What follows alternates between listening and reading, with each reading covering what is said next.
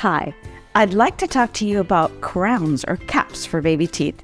When are they recommended? So actually, a crown or a cap on a baby tooth is recommended when the tooth has a big amount of decay. But the good news is, although there is a big amount of decay, only the root canal is involved, not the bone.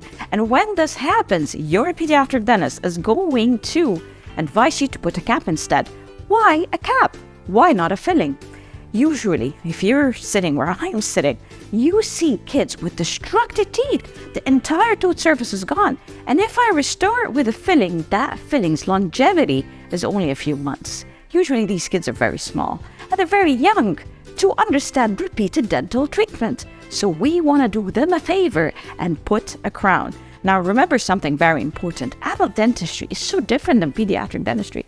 What happens is, I'm a dentist, I check the x-ray, I check your child, and I say, oops, they have a root canal and they need a cap.